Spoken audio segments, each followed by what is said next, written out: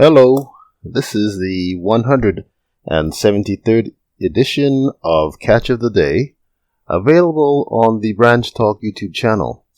Today we're going to continue reading from a book written by Doug Mitchell, entitled The Four Carpenters, the Ensign, the Time of Jacob's Trouble, and the First Deliverance. Beginning at the top of page 11, it says, "The Assyrian will fall by sword which God himself shall send. Assyria will not fall by a mean man, him who dashes in pieces." 1 TG 24, page 15. His fall will come under circumstances that will clearly show that God caused it to happen. When ancient Israel fell, it was God who brought it. It was God who was responsible for it. So it will be also with Assyria, unless she too turns to God. Moreover, it is a vain thing for them to look to some other nation for help. None can stay God's punishment. Only God can help at such a time. Isaiah 31:9. "And he shall pass over to his stronghold for fear, and his princes shall be afraid of the ensign, saith the Lord, whose fire is in Zion and his furnace in Jerusalem." The ensign is the object of the Assyrians' fear. After God's elect go through the baptism of fire and come out purified and refined, the ensign or kingdom is to be set up in Jerusalem for a place of refuge for the others who will afterwards come into it. This is God's schedule. 12, Symbolic Code 6, 7, page 17 and 18. Thus far, we see that at the time God's purifying fire is in Zion and his purifying furnace is in Jerusalem, the time when the ensign, the kingdom, is set up, is also the time when the Assyrian will fall by a sword which God himself shall send, and be beaten down through the voice of the Lord, under circumstances that will clearly show that God caused it to happen. And so it must also be the time when the four carpenters are to terrify the four horns. For the result of those different prophecies is the same, the end of the time of the Gentiles, who are in control of the land, and the saints taking possession of the land. So when is that time? And more importantly, what event precipitates that cleansing? The Assyrian is to fall because of his wickedness, and because God's people return to him because of a thorough revival and reformation. 1 TG 24:16. Isaiah 31:9.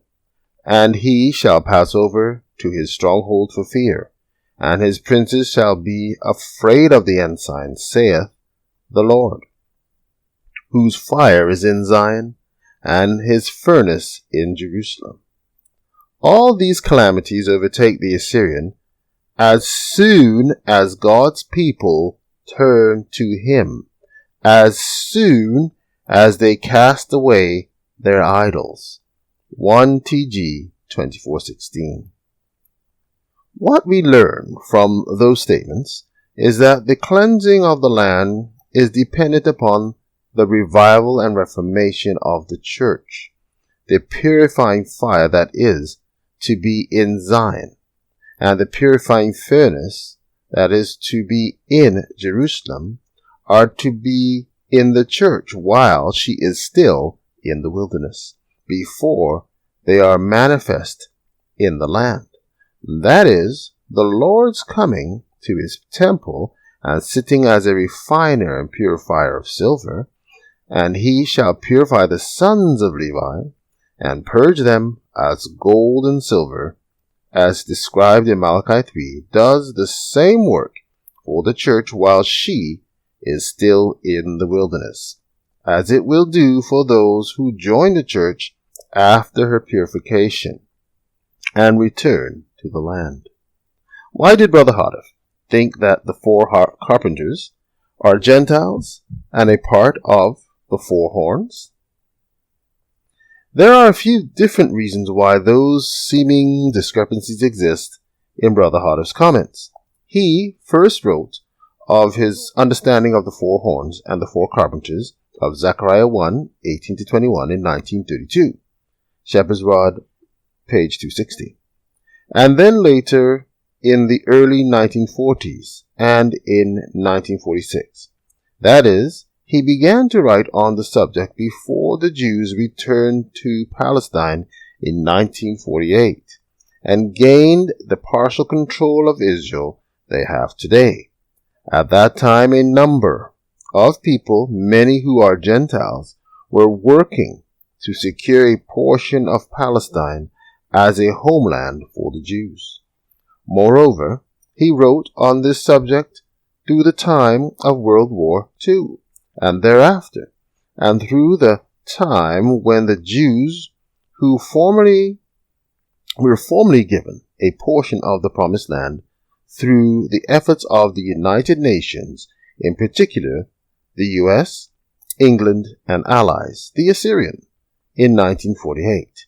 Many Jews had returned to Palestine through the efforts of the Zionist movement and others prior to 1948, but their control of the land was quite tentative. At that time, the powers that then controlled the Promised Land were largely the Arab-related peoples.